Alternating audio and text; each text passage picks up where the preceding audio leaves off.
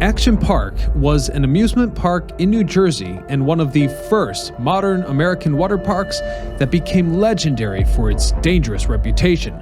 You see, a combination of factors, including design, lack of proper employee training, and reckless clientele, led to a consistently bad safety situation, exemplified by 4 guest deaths within 2 years.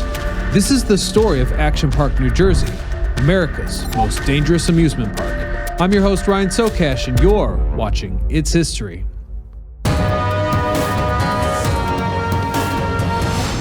Action Park first opened in 1978 in Vernon Valley, New Jersey.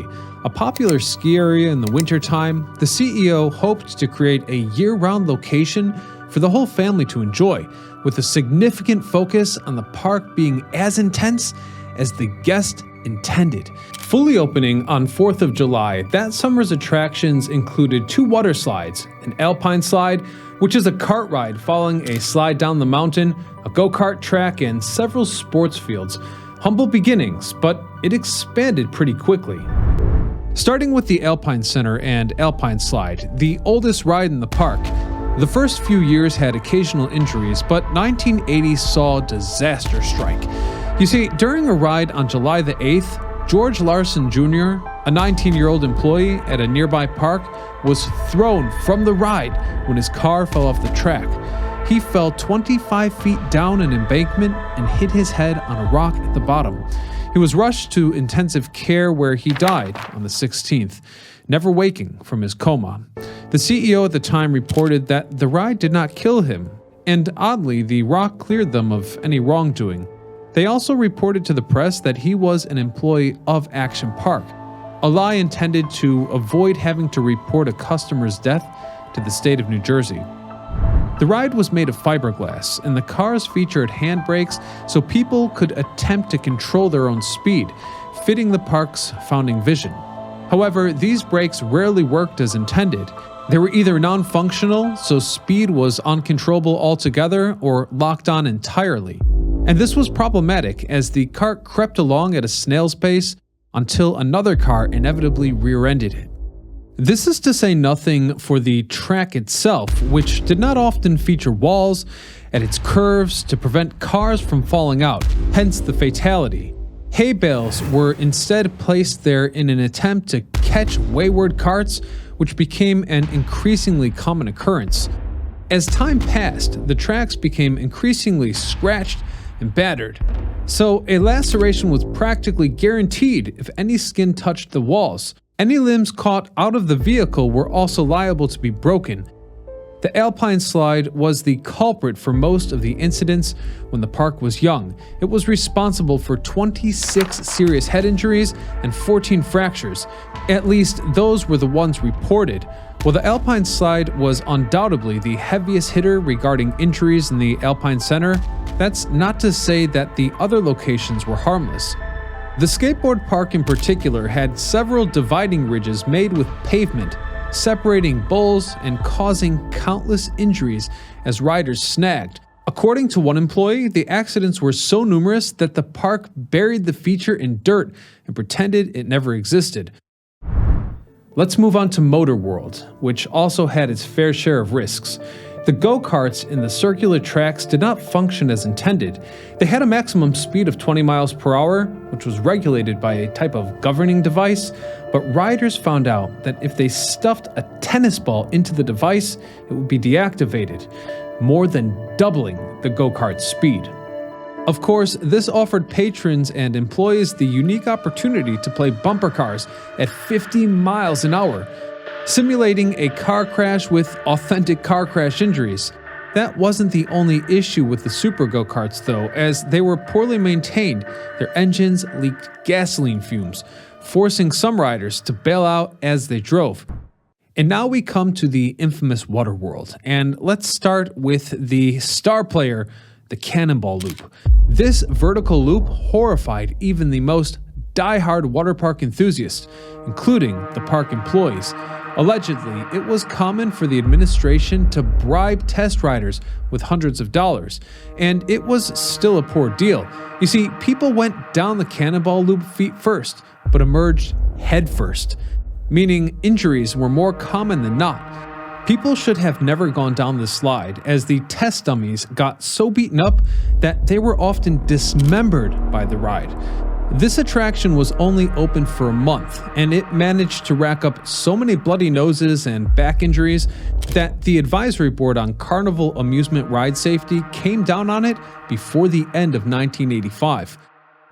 Another of the infamous structures at Action Park was the tidal wave pool, popularly known as the grave pool. This pool was 8 feet at its deepest, 250 feet long, 100 feet wide, and with a maximum capacity of 1,000 people.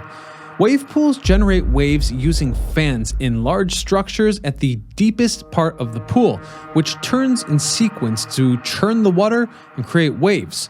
Now, most wave pools don't often run at maximum power, only using 1 or 2 fans for a few minutes.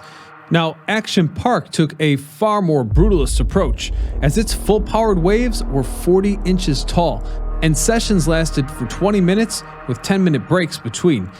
That level of powerful waves with the combined long duration could wear down even the most experienced swimmers. And here I might add that most of the patrons of Action Park were either inexperienced or outright couldn't swim.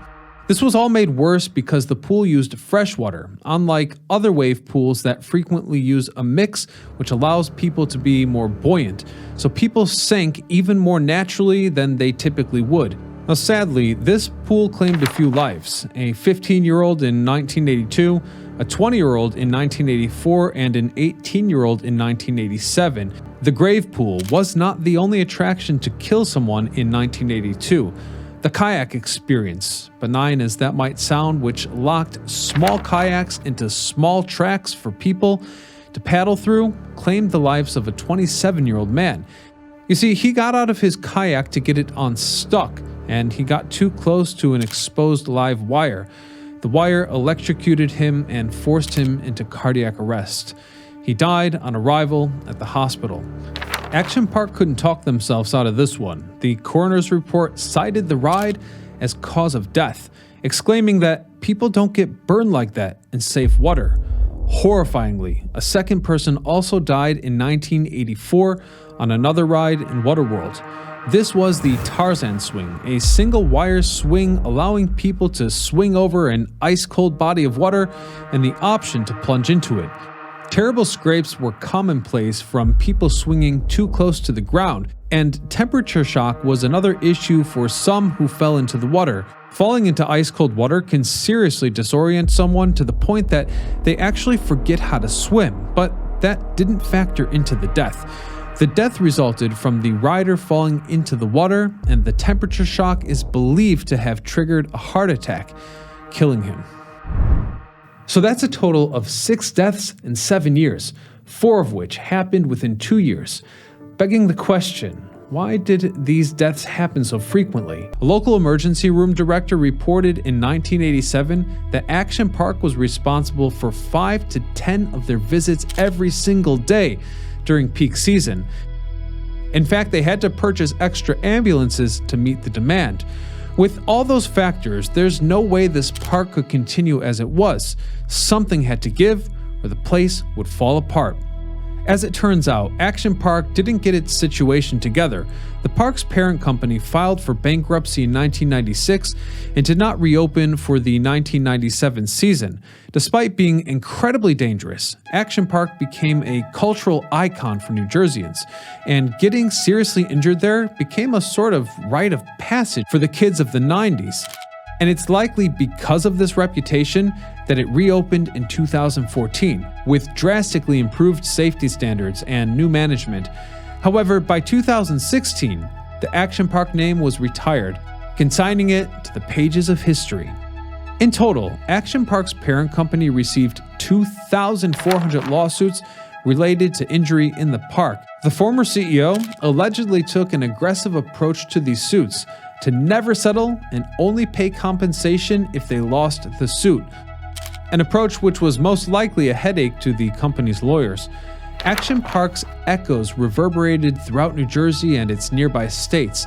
Anyone who lived in the region at the time can attest to the sheer amount of headlines coming out of the park, as it was constantly in the newspapers. Until next time, this is Ryan Socash, signing off.